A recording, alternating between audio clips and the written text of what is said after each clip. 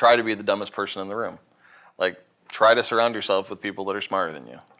Sure. Yeah, and I learned that, you know, I wouldn't say the hard way because it you know, is the good way, but it worked out. And just, you know, always being the guy in the room being like, wow, everyone in here knows a lot more than me. Bang! This for anybody that's trying to follow a dream. No holding back, you'll get it by any means. Idols on the wall, you cut out from magazines. Full of self-esteem, nobody can intervene. Ready for the shine, you never need in the shade. This is for the boss that never gave you a raise. This is for every time you ever tried to create and no one understood, they never gave you the space. Walking up to you, they trying to give you the crown. Look into your eyes and tell you you one of us. Every time you turn around and face the crowd, be ready cause your time is now. It's my time, I thought they would've told you. Hello, everybody, and welcome to The Golden Rules. I'm your host, Tim Gray, and today we're coming to you from the beautiful Starstruck Studios right here on world-famous Music Row. We're lucky today because Joe Atamian's graced us with his presence and stopped by the studio. Joe, I really appreciate you taking the time, brother. Thanks, man. Thanks yeah, we're just getting this thing rolling, so everybody that's kind of squeezed me in, I really appreciate it. Yeah, well, you can say we did it way back when. Yeah, exactly. Well, for you that don't know who Joe is he's got the magic ear and also the know-how to break a touring artist's career. He's an 11-year music industry veteran who's currently an agent over at Paradigm. He got to start way back when booking his buddy's band, if I'm not mistaken, in high school, and flipped that to an opportunity to get his foot in the door at Paradigm in the lowly ticket counting office.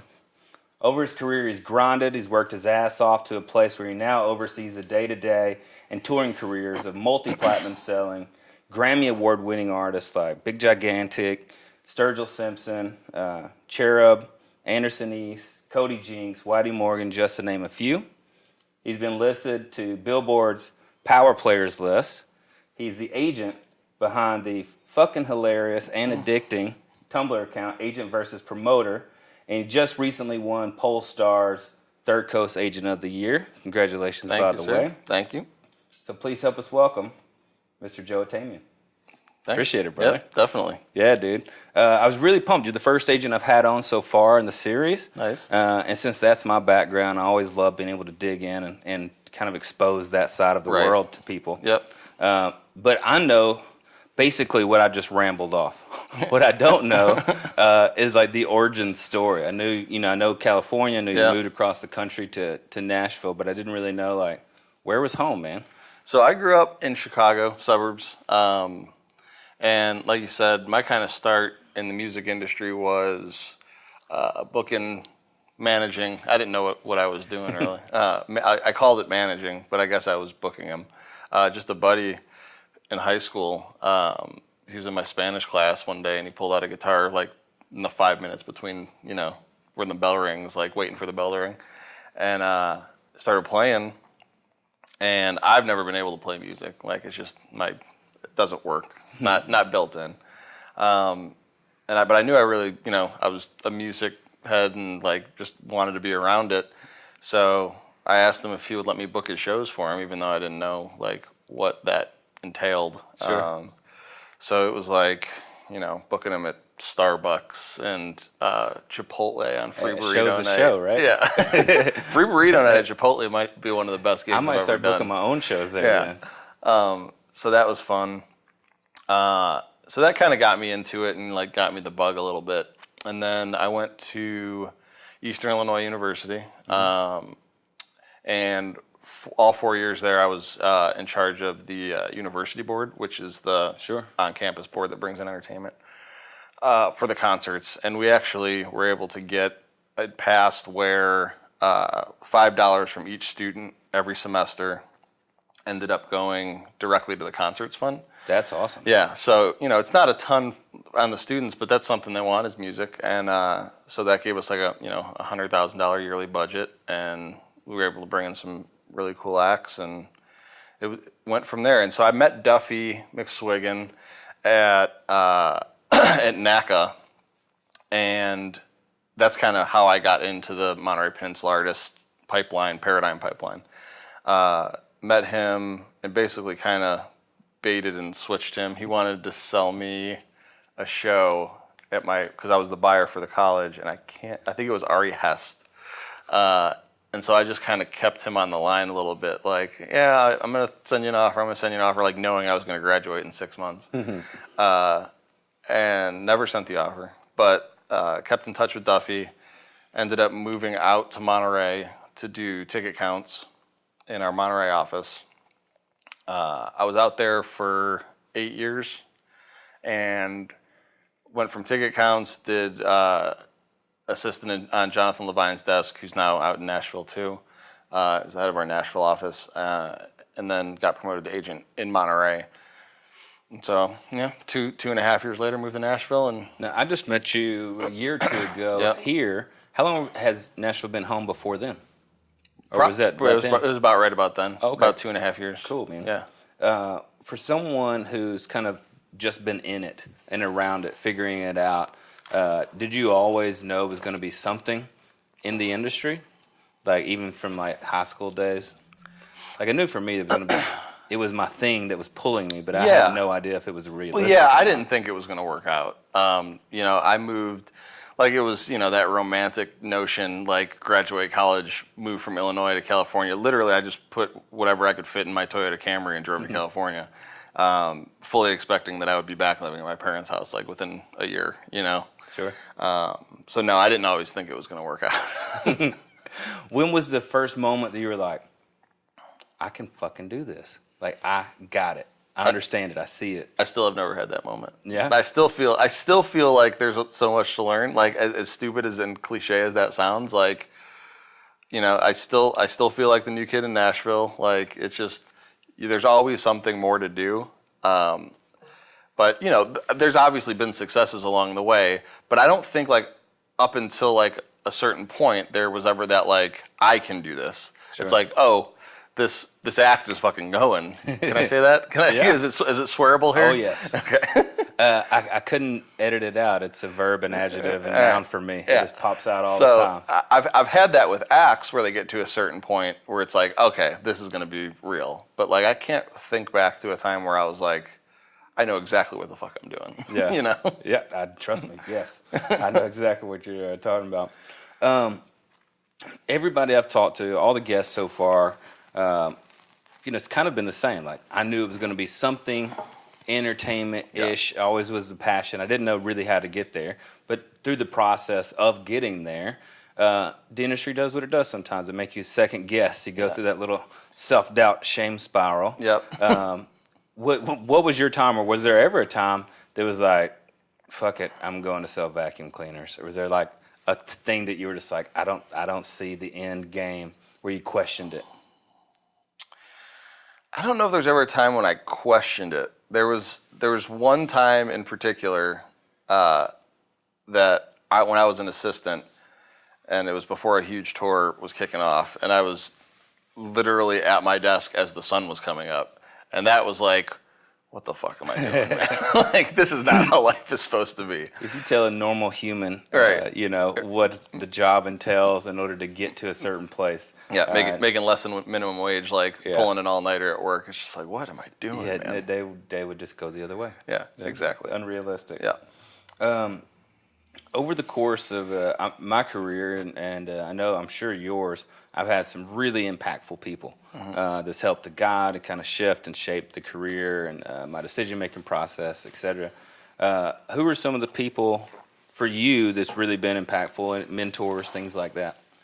Yeah, there's definitely been a handful that have helped me along the way, and most of them were in that Monterey office that I started in, obviously, because that was the formative years of becoming an agent. But Dan Weiner, Fred Bolander, who started Monterey Peninsula Artists for sure. Dan is like Yoda, just full of wisdom and super zen, calm, and definitely somebody I learned a lot from. Chip Hooper was definitely a mentor to me, and then Jonathan Levine, obviously, he's been my guy since I was. Jonathan's awesome, man. Yeah. I just cold called his ass one day, and I was like, I got this guy. I need to come into the office and talk to him. He didn't know me from Adam, and still took a meeting. Yeah. I was like, that's all I needed, man, was just let me in the door, sign him or don't. You never know, man. That's like one of the biggest things to me is just like you never know what the the next, thing Sure. is going to be, because it's so luck based in this industry, man. It's insane. So I feel like the more you can say yes, the more you're putting yourself in like that position to get lucky. Years ago, right when I was just an agent here too, and I just moved to Nashville, and I was doing the thing. I was out at every freaking show. It was Basement on Tuesdays, and I saw Anderson perform that night, solo acoustic, and I literally walked up after him. I was like, I will kill for you. I was like, I see it, I know it. Yeah. It's something special, and it was a different management group at the time. Yeah. And like, he was still Mike Anderson. Right. So to see him doing all the stuff he's doing now with somebody that's as talented as you are, and that just a good guy, man, I'm really happy for him and for you, because sky's the limit on that kid. No, definitely. He's going to have a good year for sure. It's taken off. That's good, man. Yeah. The going through the process of booking shows and dealing with all the promoters and all the other things that come with it, what's the hardest part about your day? I think probably the hardest thing is just the volume. Just the incoming volume is probably the hardest part, and just getting to a point where you realize that you always want to be the guy who's super responsive, but it's a certain point, like, you just can't be that guy if you want to have a sane life. Sure. So, realizing that an email can wait a few days to get back to, like, I'm terrible at that. I know. It's like It's just like you get a little itchy. I gotta answer them. Right. Yeah. I think that's the biggest thing. It's just the incoming volume for sure. Sure. If it wasn't an agent and if it wasn't a buyer, what do you think it might have been? I don't know. Bartender in Mexico. That's actually doesn't sound like a terrible gig. Music industry, there's nothing else that I can imagine me doing either. I love it so much. But we got into a deep discussion with some buddies the other day about like which part we really love the most. Is it the artist? Is it the songs? Is it the grind and the hustle of the sale? Is it negotiation? What's your favorite part? Yeah, I mean, I think it's artist development more than anything else. I'm not gonna say this before I put my foot in my mouth. I've never signed an established act. Anybody I've signed has been selling 50 tickets when I signed them. Sure. So to like be part of that, and then like, stand on stage with 18,000 people watching them, it's just like, okay. Yeah, that's to me, that's the biggest. I saw your cover photo. Where was that? Red Rocks or something? Yeah, that was It at was Red just a Rocks. sea of Yeah, humans. with Big Gigantic. Yeah, it was just a sea of bodies. And I was Yeah. like, that's awesome. Yeah. So yeah, it's like that to me is the biggest thing. It's just being able to be a part of the whole ride. Sure. Yeah. I'm a big believer in the 80-20 rule. And I've noticed that I can easily get sucked into tediousness and busy work, but if I'm hyper-focused, 20% of my effort pretty much drives 80% of my results. What would you say your 20% of effort is that really yields you the biggest impact? Act-wise? Just effort, day-to-day, like your day-to-day process. What is your focus thing that gets you the biggest return? So the thing I've started doing, I think that's given me my biggest, output return is I've kind of batched my day by acts, knowing I'll have my list of things I need to do. Sure. And be like, I'm just going to focus on Anderson East. And in my inbox, I'll type in just Anderson up on the search bar, so it only shows Anderson emails. And I'll spend 30, 40 minutes just doing that, work on his routing, go from there. And just that, to me, that way you're not seeing stuff pop up in your inbox, Squirrel. Right, exactly. It keeps the squirrel at bay. Yeah.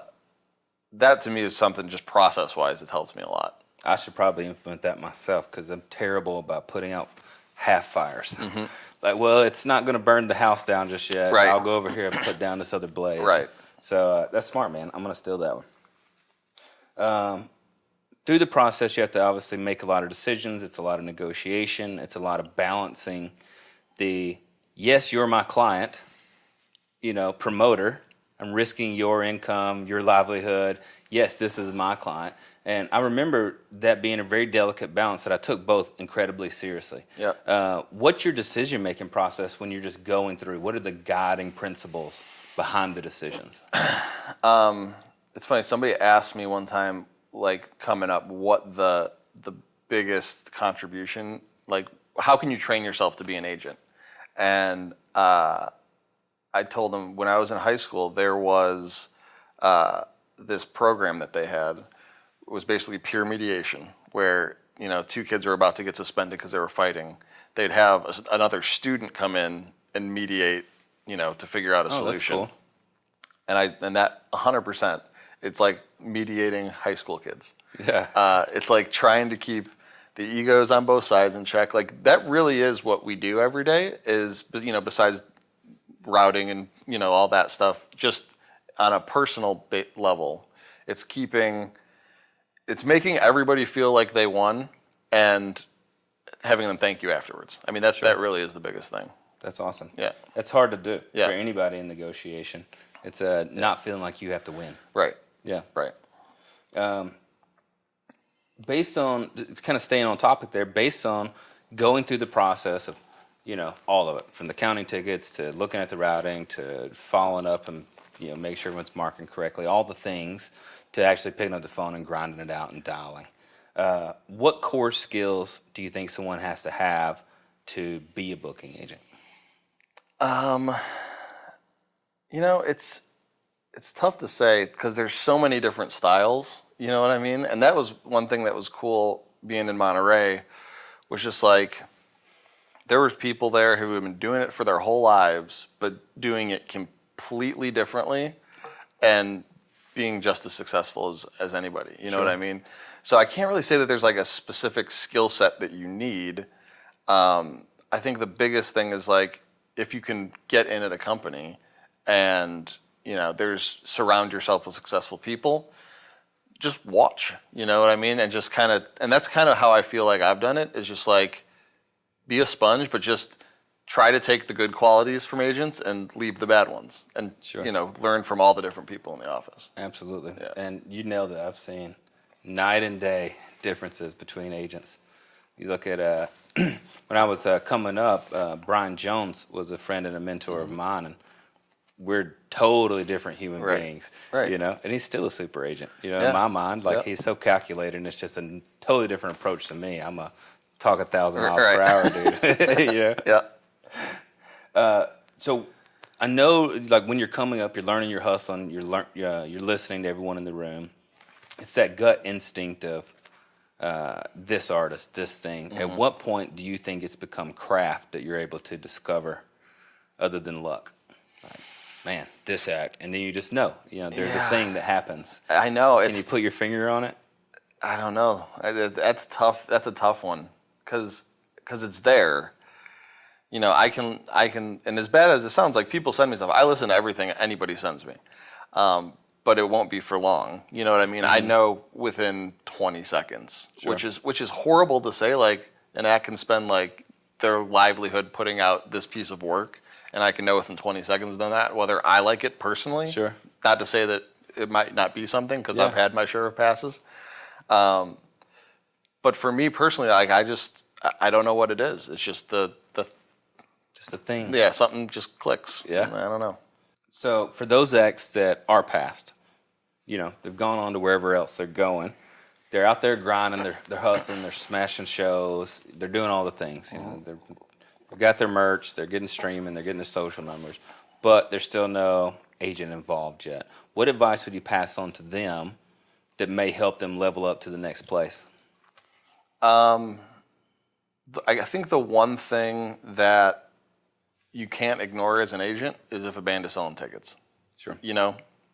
And really developing their hometown, develop 5 or 6 markets within a day's drive, and just go pound it out and build the following. If a local promoter calls me and they're like, these guys have come in the last 2 times and sold 500 tickets, like, I might listen longer than 20 seconds, even if it's not for me. You know what I mean? Yeah. Cool. Well, we kind of covered from the start, kind of up till now, and some of the things you've worked on and that you've experienced. I'm always so fascinated to hear people that are at a pinnacle, so to say, of their career to a place and look at what their next focus is. So what's your mindset over the next 5 years? You know, I just want to keep, number one, building the acts that I'm passionate about.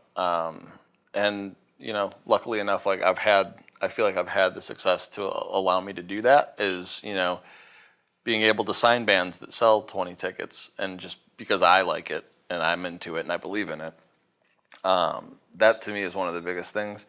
And, you know, really just taking our Nashville office to a next step. You know, I feel like since Jonathan Levine has moved out here, it's really taken up a notch. And, you know, Jeffrey Hassan was actually Jonathan's assistant before me. He was the first one to move out here. I think he moved out here 8 or 9 years ago. And Jonathan was 5 or 6. But, you know, just taking those next steps, and you know, I feel like we've really carved out a niche for ourselves in Nashville in particular. Sure. Yeah. I know a lot of the folks in your office. I sit on the board with some of them. Other ones I just know. Who are some of the ones in your office that people should keep their eye on? That are just fucking killing it. I mean, definitely, and you know, our little pod is Matt Runner for sure. He's crushing it with Cody Jinks and Whitey Morgan, and he's a ball buster. And he is. I love him, but I was like, you're killing me. That dude, he crushes. Jenny Deloach, who she's awesome, is great. Works with Jeffrey on a lot of stuff. Yeah, I mean, there's a ton, and it's a super weird thing because Jeffrey and I kind of came up together in Monterey. And I don't like to think of myself as the old guy, but like when Jonathan's out of the office, like we're the old guys in the office. Yeah. I mean, we've brought in a lot of people.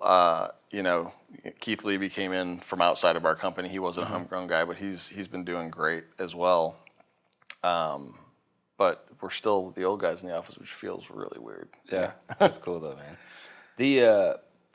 I was blown away. I started seeing the videos of Sturgill on the SNL with Stapleton. That was huge, obviously.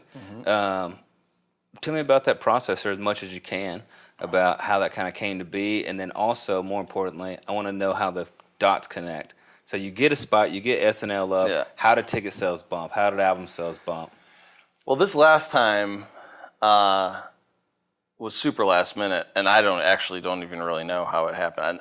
Basically, we were told that Stapleton just reached out to Sturgill and was like, "Yo, you want to come play?" And who's going to say no to that? So that's always cool when it happens organically like that, and it's not the scumbag suits trying to jam it down, their throat. Puppet masters, right? So that was cool. I think the last time Sturgill played SNL was a little bit more thought out. Sure. Because he was kind of feeling like he was on the tail end of an album cycle, like, it was didn't know how much work he was going to be doing. But then, he got the SNL thing and the Grammy nod. So we're like, February is going to be pretty banging. Like, we should have dates up. Sure. So that kind of influenced us a little bit to, let's do a little bit more headlining and go make a little victory lap and go from there. Yeah, that's awesome, man. I see him in the neighborhood all the time. Yeah, it's like coffee and shit. Yeah, he's a real dude. Yeah, I was like, what up? What are the things? I know the industry itself, especially when you're incredibly passionate about it, is all consuming. But one of the things I've really been working on is keeping myself from going, this magical day out there, I'm going to go do this when things slow down, because it never seemed to. Yeah. So I've kind of readjusted my approach. I'm not chasing this dream. I'm trying to do my best to touch it. Yeah. So some of the things for me is like, I want to learn to play piano this year. I want to become a captain of a sailboat. Yeah. So little things. Is there any things on your list that you're like, man, I haven't done that, but damn it, I want to? The hobbies question for me is super hard. Like, this happened to me the other day too. Somebody's like, "Well, what do you do for fun?" And I didn't have an answer.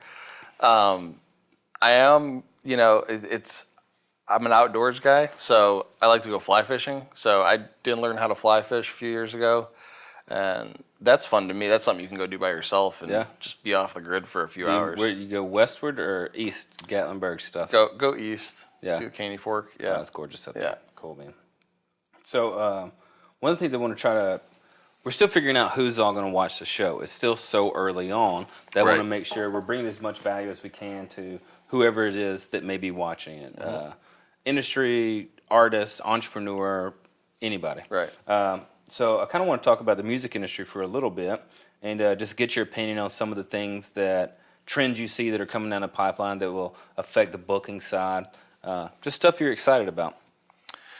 Yeah, I mean, I think it's becoming more and more apparent, especially in the festival world, is just it's getting younger and younger. You know, that's this coming year, I think you'll see, a lot more hip hop. The EDM thing has been going for a while, and I think that'll continue. I think it's just cool to see the evolution of tastes, and it's just the longer I do this, I feel like it's always the young kids that push it to wherever it's gonna go.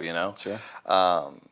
It's just fun to watch. I tell you what, every year when festivals announce, I go through and realize how old I am and out of touch.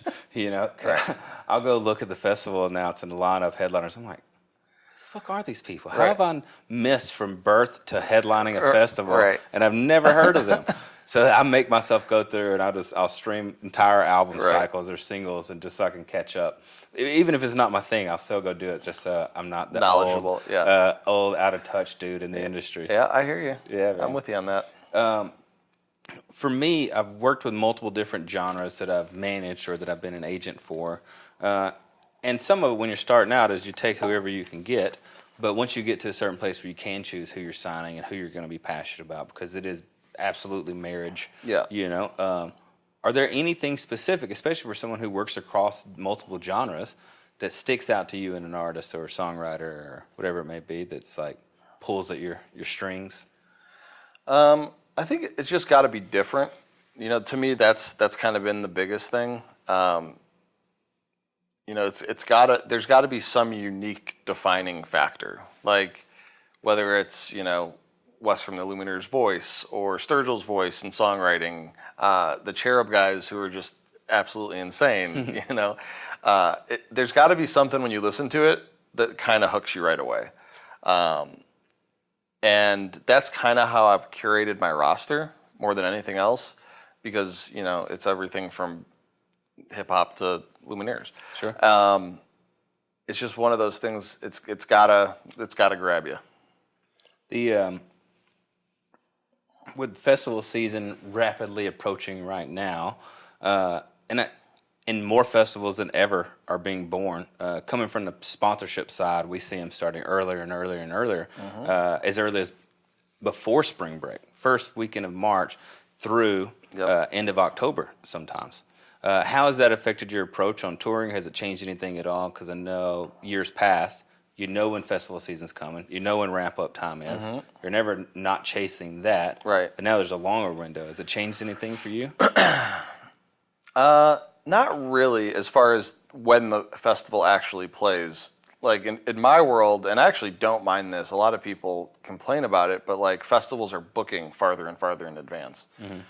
But to me, that's just the only time that's a negative is when, there's an act that's just blowing up, because they get on here 12 months ago and then the festival happens here, and it's you're playing the wrong stage, you're playing the wrong slot, the crowd, and not everybody can see the act. It's just one of those things. But besides that, I just like to know whether or not I'm getting an offer for a festival, because then I can move on and know what I'm doing for the market or the 7 markets around it that they radius out. And this is kind of getting into the nitty gritty of it, but like that to me, I don't mind the fact that they're booking earlier and earlier, except for those acts that are on the way up. I was recently speaking on a panel that was down at MTSU, or Belmont or something, and the kids were all asking, second, third tier questions like, how do I get a label? How do I get an agency? And I was thinking, your question should be, how do I get good? 100%. Yeah. What's your opinion on that? I'm sure you get pitched 100 acts a week, no question, right? Yeah. Are there ones that you keep an eye on after that? Do you go, not yet? Yep. And then other ones you're just like, nah, no. Yeah.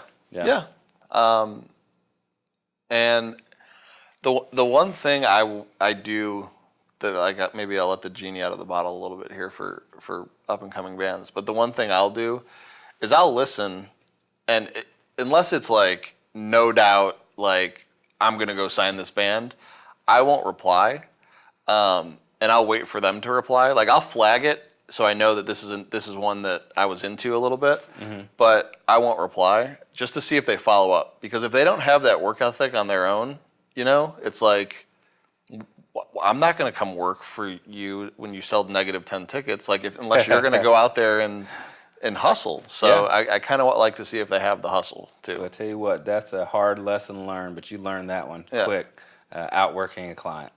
Yep. Okay, so one of the things we always like to do is just kind of quick fire. Just being an agent, you still see every facet of the business. So there's nothing I think that you can't help on this. Yep. Nothing crazy, just kind of first gut reaction on advice on this.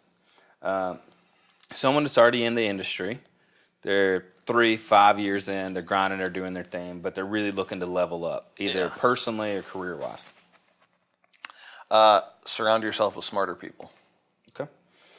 An artist, they're already out there grinding, they're touring, writing, they got content, they're doing all the stuff, but they're just not at that next level yet where there's no real team yet.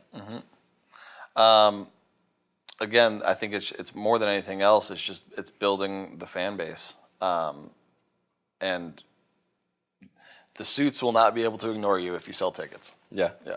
The one uncontrollable, right? Yeah. And it's funny, you talk to a publisher and they're like, the song. Yeah. The agent's like, the tickets. You're not Yeah. going to sell tickets unless the songs are dope too. Well, exactly. It all ties together. It all ties together. A brand looking to start leveraging the power of music. Maybe they've done their thing, they're selling whatever it is they're selling, but they really want to start pushing in more to the industry. I think you just take a look at acts that you think will be on brand. And like I said, most acts are pretty open to it now. So it should be fairly easy to start that dialogue to at least see, if it's something they'd be into. Sure. Yeah. I think I follow most of all your artists online. And I've done marketing for different festivals that's brought in Cody and Whiting and a few other things. And I've seen their approach to content online. And it's impactful as hell. Artists out there that aren't actually capturing and utilizing the tools that exist today, what's your advice on that? Such a missed opportunity. Like, it's especially eye-opening just with the way Cody and Whitey and that whole management team that deals with them has utilized their online presence to build them. It's insane. I tell you what, he has a very crystal clear vision of brand in his mind, and he does not want to stray off of that at all. Nope. Yeah. Getting good for him on it. Totally. Yeah. Yeah. With only being in Nashville for as long as you have, obviously a lot of reputation and circle is going to come from artists that you brought with you, things that you're, it's like anything. You're the new kid in town. You still have to prove a certain thing here. What's been the biggest impact for you in order to build a circle in Nashville? How have you been going about, other than just work circle? A personal circle? Yeah, just growing the circle, networking, building friendships, stuff like that. It's just honestly, it's just being out and, it's like I said, it's like saying yes to things. Like, you asked me to come do this. I didn't even know what this was. I'm like, yeah, sure, let's do it, man. And I appreciate that. Blind faith. You gotta love it.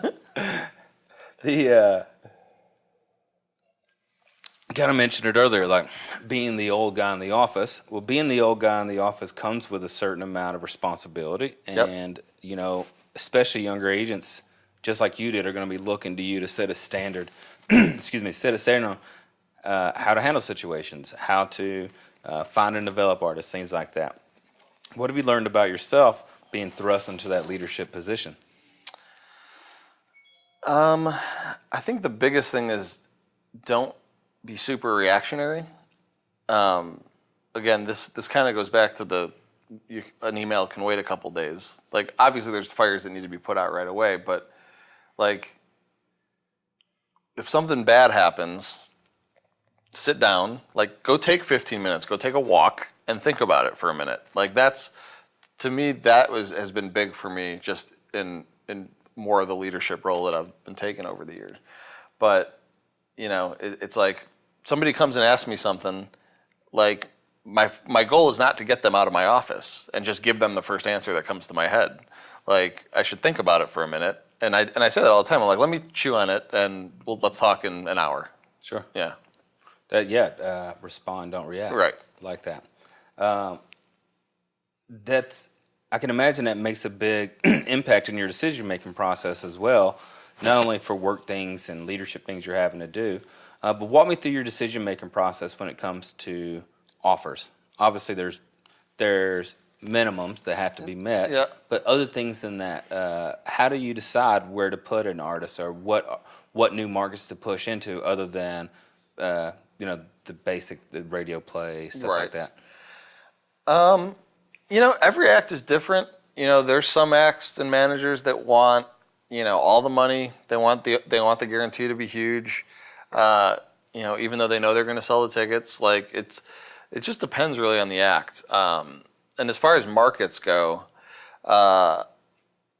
it's taking a look at and seeing, is there a hot room in a random market? You know what I mean? There's plenty of secondary markets that sell a lot of tickets, and even if the act has never been there before, it's a place people like going, and they're there a lot, and price the tickets right, people will come out. Sure. Yeah.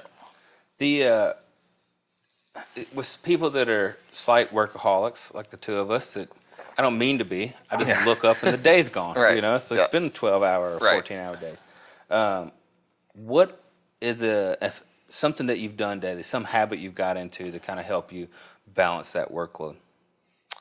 I'm a big fan of meditation. 20 minutes in the morning usually. Kind of just helps start the day off right. And yeah, I mean, process-wise, I've tried to kind of refine the process of the email, like batching my day by act has helped a lot. Sure. The meditation's a big thing for me as well, and a buddy of mine, I don't know if you know Robbie Goldsmith. Do you know Robbie? Great dude, serial entrepreneur. But we were talking about meditation one day and some different forms of things we could do for clarity. And he'd asked me, he's like, dude, have you gone and tried float tanks yet? I have. And I was like, no, but I want to. I didn't know we had one in Nashville. Yeah. So he was like, okay, go do that. Yeah. And I was like, I will. I scheduled it. So the first time I go was a 90-minute session. That is a long first time. Yeah. It's wild, man. It's like after a while, it's like a LSD trip. It was incredible. Yeah. I got out with some crystal clear clarity Right. on a whole bunch of things that I went in that I felt unsure about. Yeah. And that was just the first one, so I haven't had a chance to do 2, 3, 4, 5, 6. Yeah, I've done it a couple times. I loved it. I don't know why I don't do it more. Him and I were talking about the same thing. Yeah. He's like, once you get to like 3 Yeah. and fourth one, I was like, all right, I gotta go do Yeah. this. I gotta go do this again. Greatest piece of advice you've ever gotten? Don't be an asshole. Isn't that the truth? The greatest lesson you've learned during your career? Like me, I tend to have to touch the stove eye. Yeah. Even if someone would tell me it's hot. Right. Anything like that for you? I mean, I think it kind of just goes back to like, try to be. This is going to sound weird, but there's a sense to it. Try to be the dumbest person in the room. Like, try to surround yourself with people that are smarter than you. Sure. Yeah, and I learned that.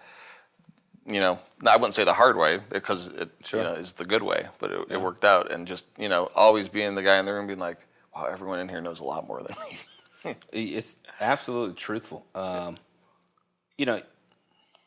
guess it's probably easier to do in a new town. Yeah. But for all of you that are in hometown USA and you're surrounded by your dumbass buddies that are getting into trouble and out boozing and you can't level up, look around your circle, inspect it, and make some changes in that, because I promise you it is impactful as hell.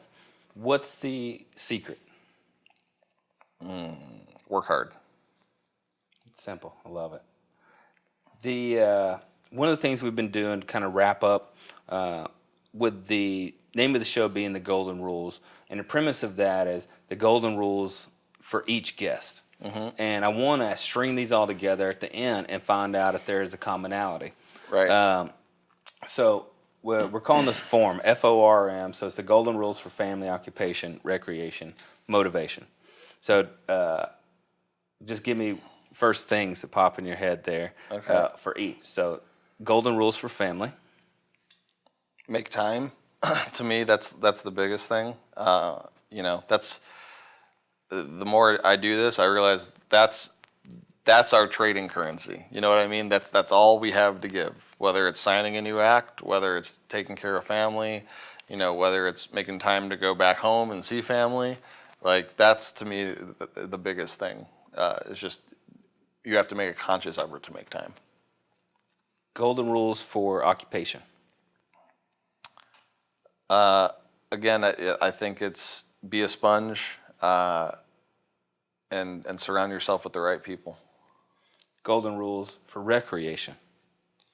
Unplug. Like if you're gonna go have some me time, like have it be me time. Go, you know, I'll go fish and I'll leave my phone in the truck. Like that to me is like there's nothing that's gonna happen where 2 hours, 3 hours from now, I can't deal with it, you know? Especially if I'm going at 7 in the morning. I tell you what, getting out of the business sometimes and just like stepping away from it is incredibly invaluable. Yeah. For me, we peeled out for 2 weeks over New Year's. And no phone, well, I say no phone. Right. You know, I still stream some music. Right. And then once it's already in your hand, you might as well check an email. Make sure the world's not burning down. Exactly. Golden Rules for Motivation. I think the biggest thing is just to find something you're passionate about. You know, you won't have to try to motivate yourself if you're doing something that you like to do. You know. Absolutely. Well, to wrap everything up, what we normally have our guests do is just share some truth, share some knowledge with whoever may be watching. If there's anything you wanted to share, motivate, inspire, whatever it may be. It could be short, it could be long, whatever you want, sir. And hopefully this will spur some questions that then we can go back and we can field and answer later on. Right. Yeah, I mean, I feel like I've touched on a lot of them already, my little nuggets of truth. But yeah, to me, it's just it's not hard. You just find something you like doing, go work hard at it, find people that are smarter than you, and don't be an asshole. That's about as simple as it gets, guys, and that's the straightest path to getting what you want to accomplish. The golden rules are not more complicated than that. Work your ass off. Don't be an asshole. Find your superpower. And within that, that means find the thing that you would do free for the rest of your life every day, the thing that you absolutely love the most, and then chase it with every fucking thing you got. Yep. That's it, guys. Thank you for joining us. Thank you, sir, for No taking problem. the time Thanks to for come having in. me, I man. really Definitely. appreciate it. Definitely. We'll see you next time. Bang. This for anybody that's trying to follow a dream. No holding back, you'll get it by any means. Idols on the wall, you cut out from magazines. Full of self-esteem, nobody can intervene. Ready for the shine, you never need in the shade. This is for the boss that never gave you a raise. This is for every time you ever tried to create and no one understood, they never gave you the space. Walking up to you, they trying to give you the crown. Look into your eyes and tell you you want to bust. Every time you turn around and face the crowd, be ready cause your time is now.